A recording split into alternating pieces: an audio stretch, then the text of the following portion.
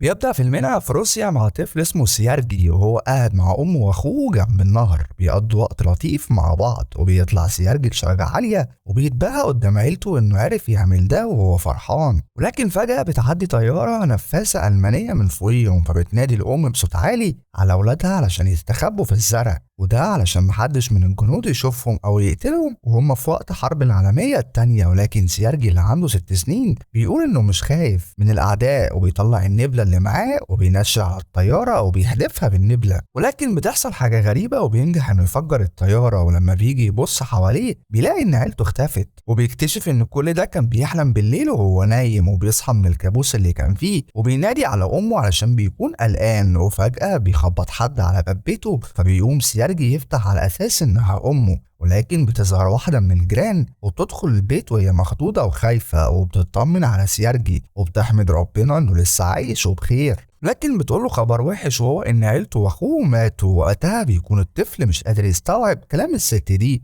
ومش قادر يصدق حاجة زي اللي حصلت لأقرب الناس ليه، فبيقول لها إنه هيفضل في البيت وهيستنى رجوع أمه. فبتقول له الست إن الألمان هجموا على عيلته وقتلوهم وإنه لازم يهرب. فجأة بيظهر جنود حوالين البيت، فبتخلي الست سيارجي يهرب بسرعة من خلال الشباك، وبتحاول إنها تنط وراه، لكن الجنود الألمان بيضربوا عليها نار ويقتلوها. وبيكون سيارجي عنده 6 سنين بس ووحيد وما عندوش عيلة أو صحاب يلجأ لهم. ولما بيهرب من البيت ويبعد شوية بيلاقي إن الحي اللي كان عايش فيه بيتحرق قدامه بسبب الجنود الألمان، فبيعيط ويفضل ينادي على أمه وهو بيجري وبيبعد عن المكان بسرعة. وبعد شوية بيوصل في منتصف الغابة وبيكون وحيد وخايف، وبينادي على أمه إنها تيجي تاخده علشان هو تايه، وبيفضل لوحده في الغابة بالليل وبينام في الضلمة. وفي تاني يوم الصبح بيصحى من النوم وبيشرب ميه من النهر، وفجأة بيعدي عليه جنود ألمان وبياخدوش بالهم منه، فبيعرف انهم هيقتلوه لو شافوه، فبيستخبى بسرعة جوه جذور الشجر الكبيرة. لكن بيتخض لما بيشوف تعبان كبير بيتحرك حواليه، ولكن بيفضل ساكت وما بيهربش منه لأنه بيكون خايف من الجنود أكتر ما هو خايف من التعبان. وبيقعدوا الجنود جنب النهر وبيولعوا نار وبياكلوا وبيسيبوا مخلفات أكلهم وبيمشوا. ساعتها بيروح سيارجي للمكان اللي كانوا قاعدين فيه وبياكل بواقي الاكل اللي هم رامينه. في نهايه اليوم بيكون الطفل مرهق وتعبان من الجوع، وده بسبب انه ما اكلش وجبه كويسه بقاله يومين، وعمال بيتمشى في الغابه من غير اي وجهه يوصل لها. وفي الطريق بيلاقي توت بري فبيوطي عليه وبياكله، ولكن فجاه بيحصل انفجار وراه بيخليه يقع ويمشي وهو دايخ، وعمال بيتهيأ له ان في حد ماشي وراه، وده بسبب تأثير صدمه الانفجار. وفي موقف زي ده بيمسك عصايه كأنها بندقيه وبيتكلم مع اللي بيتهيأ له انه بيجري وراه، وبيقول له انه مش خايف انه معاه سلاح، وبيمشي وبيقع على الارض وبيفقد الوعي. وبعد فتره وهو نايم بيعدي جنديين وبياخدوه للمعسكر الروسي، وهناك بيكون في قائد الكتيبه في الجيش الروسي اللي اسمه كوزناتوف، وبيبقى مستني رجالته يجوا من الدوريه بسلام، وبيروحوا له وهم معاهم سيارجي، وبيكون مصاب وضعيف بسبب اللي مر بيه وقله الاكل. فبيقول له كوزناتوف انه في صفه وبيطمنه، فسيارجي بيعرفه بنفسه وبيسلم على ايد القائد. وقتها بيضحكوا الجنود على عفوية الطفل وهو بيسلم على القائد بكل براءة ومستني ان القائد رد التحية. وبيتربطوا الجنود بالطفل وبيحبوه وبيخلوه يشرب مية وبيأكلوه، وحتى القائد بنفسه كان بيهتم بالطفل. وبعدها بيروح سيارجي للمستشفى وبتهتم بيه ممرضة عسكرية اسمها كاتيتا، وبيعجبها بسبب شخصيته، وبيطلب منها انها ترسم دبابة على جروحه علشان هو عايز يبقى جندي لما يكبر. وبيلعب مع المصابين وهم في سرايرهم، وبيكون سيارجي معجب بمسدس القائد وبالإشارة بتاعته، وبيفضل يتكلم معاه وبيرد عليه القائد وبيديله مسدس يلعب بيه بعد ما شال منه الرصاص. وسيارجي بيوريه رسمة الدبابة اللي على بطنه وبيقول له انه هيبقى جندي مقاتل لما يكبر. ومع الوقت بتخف جروح الطفل، وبتطلب كاتيتا من القائد انه يسيب الطفل في المعسكر، ولكنه بيرفض وبيقول لها ان ده مش سلامة للطفل، انه عايز يوديه ملجأ للأيتام علشان يرعوه. وبيكونوا الجنود بيقضوا وقت فراغهم وبيلعبوا معاه في المستشفى، وبيكونوا متعلقين بيه، بيجيبوا له اكل من اللي عيلتهم طابخينه وبعتينه ليهم، وبيخلوه يلعب بالمنظار العسكري. وفي يوم بيروح عسكري للقائد وبيتحايل عليه انه يسيب الطفل يفضل معاهم في المعسكر، وده لان العساكر متعلقين بالطفل ومش عايزينه يمشي،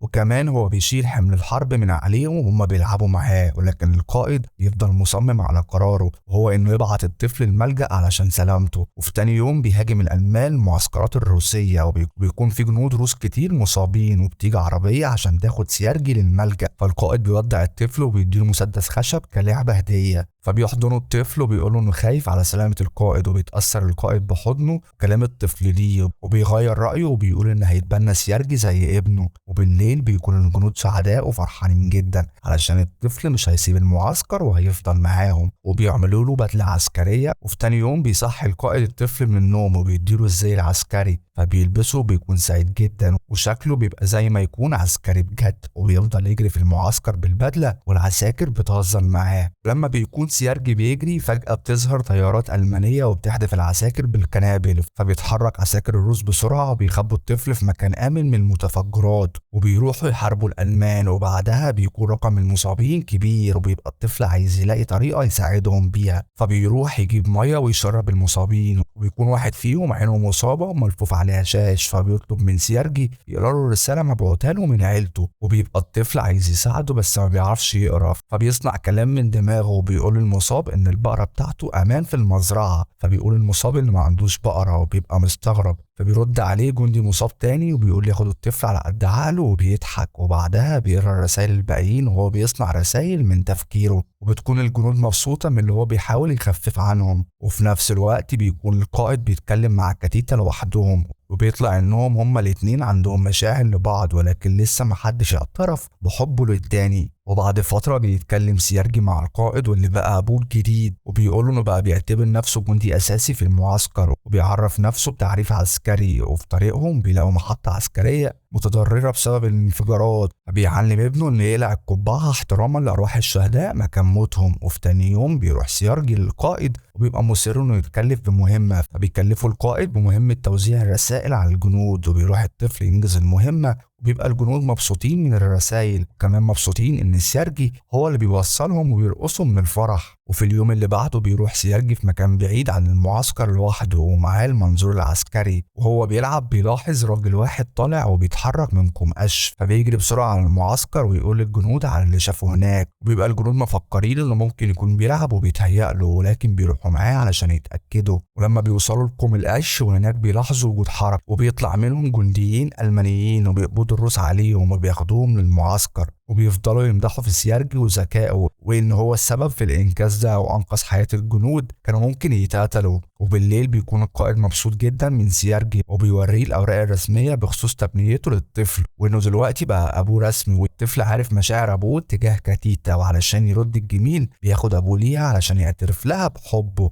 وفي طريقهم ليها بيلاحظوا انها بتتكلم مع جندي لوحدهم، بيفتكروا انها معجبة بحد تاني غير القائد. وبعدها بيهجم الألمان على القاعدة الروسية، والمرة دي سيارجي بيحاول يساعد الجنود بكل ما عنده، وبيسلم وبيوصل الذخيرة للجنود في المقدمة في الخنادق، لكن بيقولوا له الجنود انه يرجع للمكان الآمن اللي هو الخيمة وما يجيش عشان المكان هنا خطر وممكن يموت. ولما بيرجع الخيمة بيلاحظ ان القائد والجنود في حالة خوف لان اتصالاتهم بالرئيس انفصلت ومش عارفين يوصلوا له. بيروح جندي علشان يصلح السلك المقطوع وسط الضرب والحرب، وبعدها بيروح الطفل وراه لكن بيلاقيه مصاب وبيموت، فالسيارجي بيسأل الجندي اللي بيموت ازاي يصلح السلك، وبعدين لما بيقولوا الطريقة بيصلحه بنفسه. وبيرجع الاتصال من تاني ما بين الخيمة والرئيس بتاعهم وبيطلبوا وقتها قوة دعم، وبكده يكون الطفل اللي عنده سنين هو اللي أنقذ حياة كل اللي كانوا بيحاربوا بسبب اللي هو عمله وبسبب شجاعته. وبعدها بيكون القائد وكتيتة بيتكلموا لوحدهم جنب النار، وبيعترف لها القائد أخيرا بحبه ليها وبيطلب منها إنها تكون أم لسيارجي، وبتبقى كتيتة فرحانة جدا بحاجة زي كده ولسه هترد على القائد، ولكن بيقاطعهم جندي وبيدي رسالة للقائد بيبقى مكتوب في الرسالة إن الكتيبة هتترحل من القاعدة لمكان تاني، وفي تاني يوم بتتحرك الجنود لقاعدتهم الجديدة اللي تعينوا فيها. لكن في طريقهم بيمشوا بالصدفة على حقل ألغام وبتنفجر العربيات الخاصة بالجيش الروسي، وبيتصاب القائد. موت جنود كان سيارجي ليه علاقة بيهم وزي أصحابه، بيمسكوا القائد علشان بيبقى خايف عليه زي ابنه، والطفل بيعيط في حضن أبوه. وبعدها بيشيل المصابين وبيكملوا طريقهم للقاعدة الجديدة، وأخيرا بيوصلوا للقاعدة وهناك بيقابلوا الجنرال المسؤول عن القاعدة،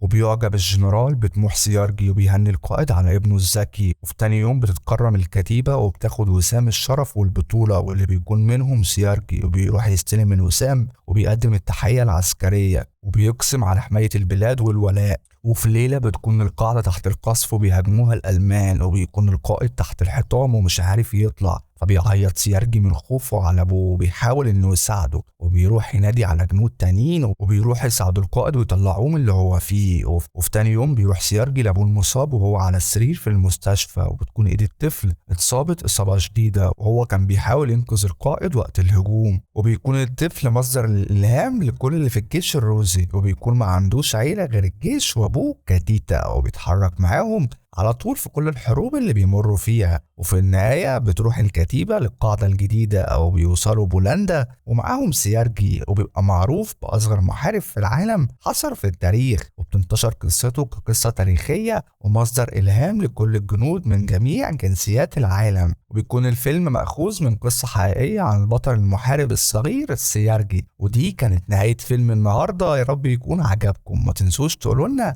رأيكم في الكومنتات، وكل سنة وانتم طيبين بمناسبة شهر رمضان الكريم. أشوفك الفيديو الجاي، سلام.